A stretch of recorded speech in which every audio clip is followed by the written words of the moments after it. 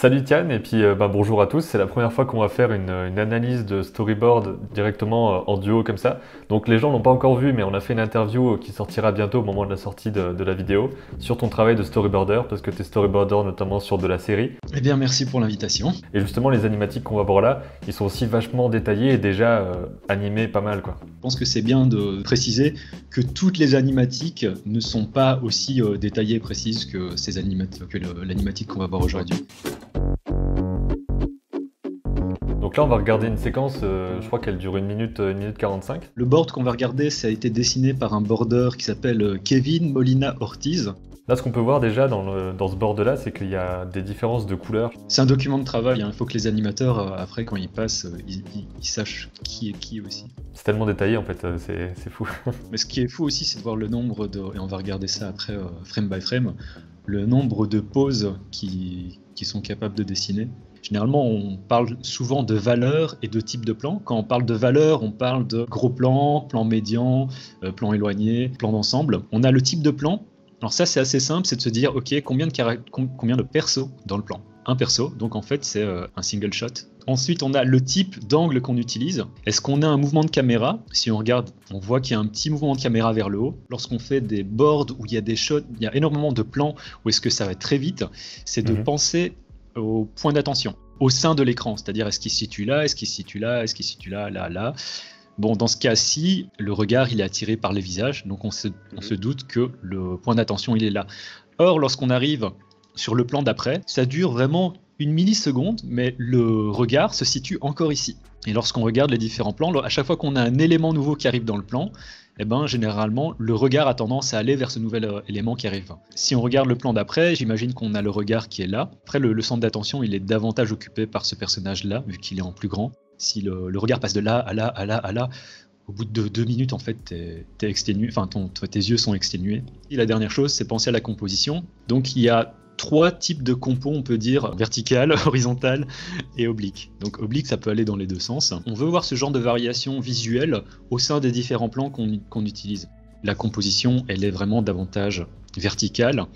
Puis on passe sur un truc oblique. Dans les boards de type action, on a ce qu'on appelle un Dutch angle. Le plan, en fait, en soi, il est tout simplement mis de travers. Si on met la caméra droite, en fait, le plan, il est tout ce qu'il y a de plus normal. Mais c'est aussi histoire d'avoir des plans qui sont un peu cool. On a aussi une notion de l'espace qui arrive grâce au plan d'ensemble. On a le méchant qui arrive, et puis ici on a un reveal, dans le sens où quand on a ça, un nouvel élément qui arrive, on se doute que, hey, qu'est-ce que c'est? Et là, on a en fait la révélation, c'est un méchant et il est accompagné de 4 autres méchants. Et puis, tu as le même plan, mais vu de la part des tortues. Et il y a aussi un petit mouvement de cam. Donatello, en fait, balance du poisson vers les ennemis. On peut voir qu'il y a le poisson qui virevolte vers la partie supérieure du cadre. Et on a un raccord ici avec le poisson qui est envoyé vers les méchants. Alors, les méchants esquivent. Le centre d'attention est là, mais on peut voir qu'sur le côté, on a des petits actings secondaires, avec notamment celui-là qui trébuche sur un poisson, qui ensuite va se vautrer plus loin. Et en fait, on a des petits actings en plus de l'acting principal, c'est-à-dire que ça se voit pas forcément, mais c'est là quoi. Et c'est vrai qu'au niveau du raccord, donc on dit que le poisson il passe d'un plan à l'autre et il va justement, le regard va suivre ce poisson-là, on va rediriger le regard grâce à ça. En soi, vu que ça va tellement vite, si on regarde en temps réel, on pourrait presque considérer que c'est un plan, même si c'est pas un vrai pan. Mais ça crée un raccord. Par contre, là, ici, tu vois, on a vraiment un pan qui s'effectue normalement. C'est-à-dire que ici, en termes de... Si tu regardes, c'est écrit séquence scène 45, et puis on passe, après juste là, à scène 46. Mais en fait, si tu regardes, on suit vraiment le marteau, quoi. Pour moi, c'est un seul plan. Mais j'imagine que pour des raisons de production aussi, histoire, parce que là, on peut voir qu'il y a déjà pas mal d'animations. Si on se dit, on est au début ou à la fin du plan 45, ça peut poser des questions.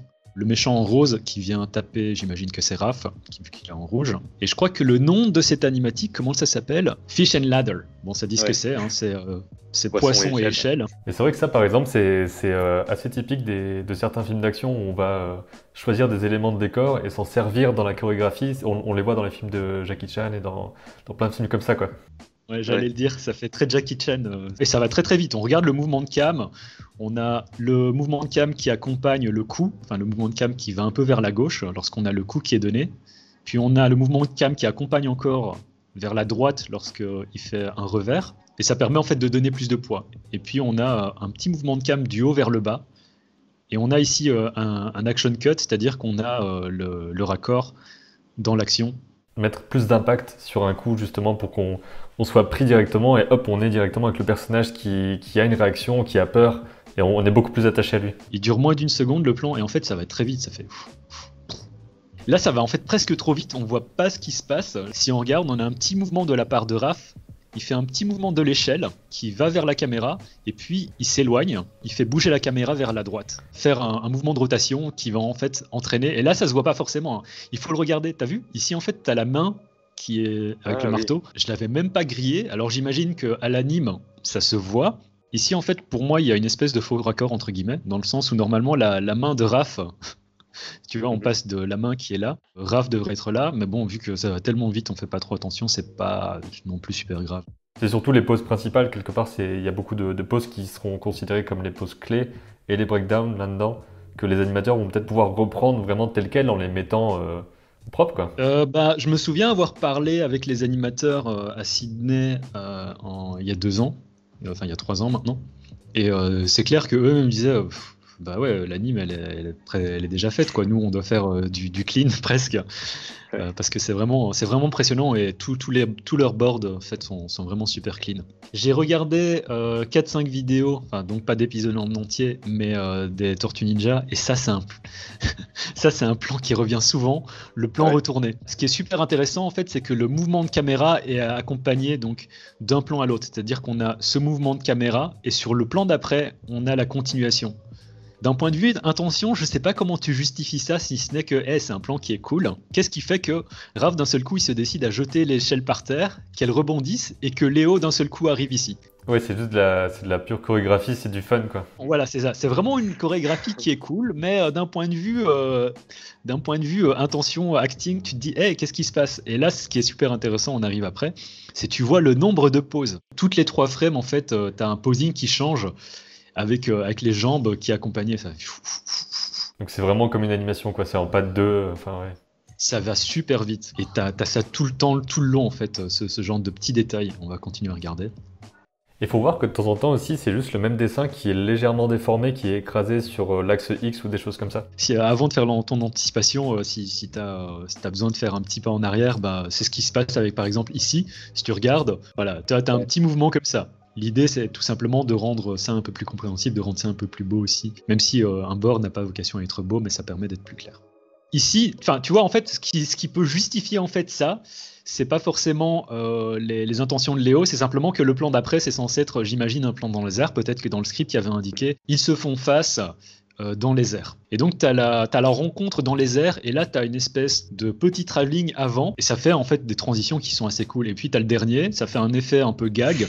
Je pense que c'est un grand méchant. D'ailleurs, là, je remarque seulement maintenant qu'il a... Ah, c'est la main du méchant! Ah bah oui.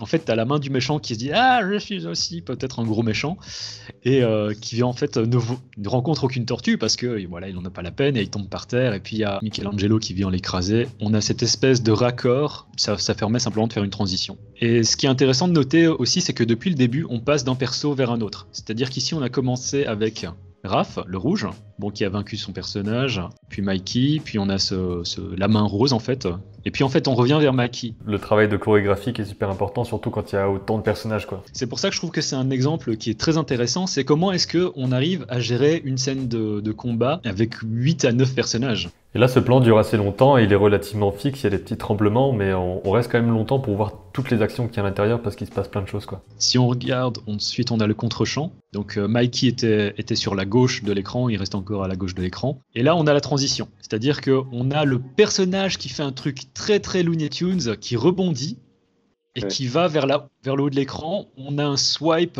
à l'écran où on suit le perso qui vient casser un élément du décor. Et puis en fait on fait la transition vers un autre personnage. On a un pan au niveau du décor. T'as la tortue qui est là. En fait, la caméra, ce qu'elle fait, c'est vraiment passer. Donc, on voit ça ici. Et puis, on a une rotation de la caméra pour avoir le contre-champ. Bah, surtout qu'on suit aussi le sorte de frisbee et tout. Ouais. Voilà, c'est ça. On suit le frisbee ici qui devient géant et puis qui devient plus petit. Les petits actings qui sont donnés à Donatello. Une petite expression qui est assez cool, du genre « Ouh, c'est quoi ça ?» Puis où est-ce qu'il esquive?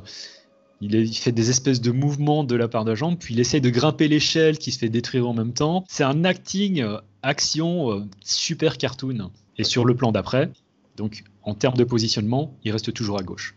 Le méchant reste à gauche et Donatello est à droite. Et cet acting ici aussi, je le trouve assez fou, parce que si on fait pas attention, on se dit mais qu'est-ce qui se passe? Et quand on regarde en détail, simplement quoi, c'est que l'échelle, bon, elle part en arrière. Lui, il continue avec ses frisbees, mais je trouve ça terriblement rigolo de voir que en fait, il se vautre, il a le temps de faire « ça va pas », il nage dans les airs, il envoie une échelle, et puis en fait, il passe de l'autre côté pour continuer son combat. Donc ça fait un vrai corps. Et puis surtout, tout est très centré aussi dans ce plan-là, et c'est pas arrivé si souvent dans la scène qu'on a regardée. Si vraiment ils sont au milieu, puis ils tombent, et ensuite ça saute, mais on quitte pas le milieu du cadre. Ce qui est une bonne chose, parce que ça permet de garder le regard centré aussi. Donc là, il envoie un poisson, j'imagine qu'il a pris, je sais pas, en fait il a déjà le poisson entre les mains, et il envoie un poisson vers le méchant, et donc lui, il est sur la droite de l'écran, et j'imagine qu'il va le rester. Ça, c'est le genre d'endroit, si on a ce genre d'échange, on voit après que Leonardo retourne à nouveau vers la droite de l'écran. On peut faire passer un perso de l'autre côté du cadre, à condition que ce soit visible dans une scène. Donc si maintenant on avait Léo qui allait vers la gauche, et ben dans le plan d'après, Léo restait à gauche. Il lance un poisson, c'est-à-dire qu'il se bat, et à un moment il lance un poisson en l'air, je sais pas pourquoi, et on peut voir le poisson qui fait du surplace. Et on a ce plan ici, et on a cette espèce de pose à la « Ah, je viens de récupérer Excalibur », qui fait pas vraiment sens visuellement, mais qui est quand même super cool, parce que voilà, ça passe bien dans le truc. Alors qu'en vrai, il a simplement récupéré le poisson et il va l'utiliser pour taper le gars. On a un changement encore ici, tu vois, une variation au niveau de la composition. Donc le type s'envole, on a un cut qui se tourne vers quelque chose, on sait pas c'est quoi, et en fait on se rend compte qu'en fait il regarde les ennemis, et j'imagine qu'il y a un truc du genre ouais, vous en voulez encore, parce qu'ils viennent de prendre une pâtée en gros. Donc là, c'est vraiment le moment où ça se calme à nouveau. C'est calme au début et calme à la fin. Et pendant 1 minute 25 entre les deux...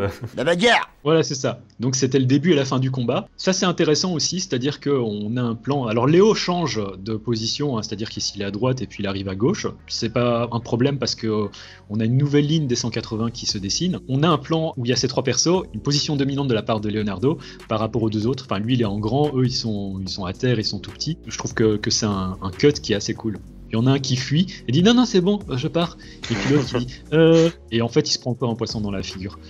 Et donc voilà, ils ont été battus et lui, j'imagine que c'était le grand méchant. On a ce plan d'ensemble où si on regarde, je pense que chaque Tortue Ninja est en train de frapper, en train de massacrer en fait tout simplement un des vilains. Et puis on fait ce zoom arrière super rapide et avec ce plan où on a la caméra qui tourne autour du perso, pour ensuite avoir un reveal de la figure de ce personnage-ci. Et là, en fait, c'est quoi? C'est le plan visuellement qui raconte tout, qui dit... En plus, on a la petite transition de la caméra qui tourne. Il prend conscience de quelque chose et il se dit « Ah, mais en fait, on n'a pas le niveau. » Enfin, j'imagine que c'est ça dans l'histoire. Visuellement, en tout cas, c'est ce que ça raconte. On se reverra bientôt pour faire une autre analyse de storyboard sur une autre série qui sera La Légende de Korra, qu'on m'a déjà demandé pas mal sur la chaîne. À bientôt. Ciao, ciao.